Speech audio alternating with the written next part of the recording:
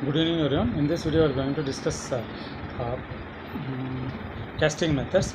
So die casting, rotational casting as well as film castings we are going to discuss in this video. First we are going to discuss about die casting. So in the die casting it consists of like plunger as well as core and ejector pins and other thing. Okay, so here the ejector die and the cover die is there. So first mainly this die casting method, it is the low cost method. So it is going to convert the liquid polymer into the solid object. So sheets, tubes, rods and other objects we are going to manufacture at some limited length with the use of this casting process. So here this thing polymer, liquid polymer, molten polymer is poured over here. So with the help of the plunger it will be pushed on to the this cavity area. So we allow some time to cure at the particular temperature or inside the cavity area in the die. So according to the die shape the component has to be created over here. So here allowing some time to cure at room temperature only. So after it will be cooled, we are going to pulling out, so it can created according to the die shape of the component over here.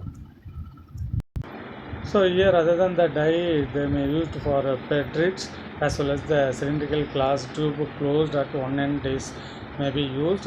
We can get the product form of a cylindrical rod instead of copolymer and curative mixture of monomer, catalyst and other ingredients can be heated to the polymerization temperature and poured into the die.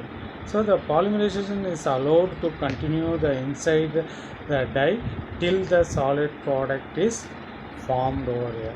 So like epoxy is polyester, phenolics and urethane are suitable for this die casting. So that depending upon the convenience and availability, the dies for casting are made plaster of Paris, lead or glass. So during the curing time, the resin block shrinks in size, which fact helps in its removal from the die with ease. Easy. So this is about the die casting method. Next we are going to discuss rotational casting method. So in the rotational castings, the hollow articles such as doll are produced in this type of process. So these are all the things is called as rotational casting. So here the charging, heating as well as cooling, demolding. So these are all the process that takes place over here. So the compounded thermoplastic materials in the form of one fine powder taken in a hollow mold The operators have the provision for rotating mold simultaneously along with the primary and secondary axis. After closing the mold, the heat is rotated. This distributes the molten plastic uniformly along the entire surface of the inside cavity of the mold. After a while, the mold still under rotation is chilled with the cold water. Now the molten plastic materials uniformly distributed inside the mold surface cools down and solidifies in the shape of that surface. The mold can now be opened and the product removed over here. So instead of the thermoplastic materials, thermosetting type polymer and curative mixture can also be fed into the mold liquid to form curing done under the rotation of elevated temperature when it product is formed over here. So in this figure we can explain like the plastic powder has poured over inside the casting equipment, then it will be closed over here. So then heating, at the same time it's going to be rotate according to the two axes. Once this is the primary axis, then this is the secondary axis, it can be rotated. So that what happens, so this plastic powder, it will be placed over in the walls. So once after it will be closed over there, we can give some time to cooling over here.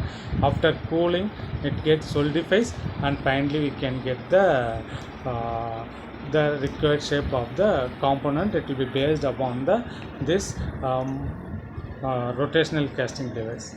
Okay, so the this mostly it can be created for the hollow in shape.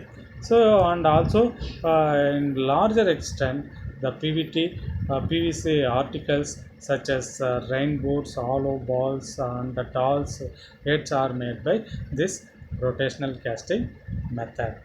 So mainly the curing of the PVC done in the physical gelation between the PVC and the liquid polyester plasticizer. So gelation takes place at temperature of 150 to 200 degrees centigrade over here. The fine particles of PVC resin be dispersed uniformly in the liquid particles together the stabilizer of the coloring agents to get pasty substances of a relatively low viscosity. So this pasty material called plasticine. Okay, so it is fed into the mold and deaerated. So subsequently the mold rotated and heated for the required temperature and time. When gelation of PVC occurs, the time of gelation controls the wall thickness of the product formed after achieving the required wall thickness. The excess plasticine is removed by the recycling over here. So this is about the rotational casting method.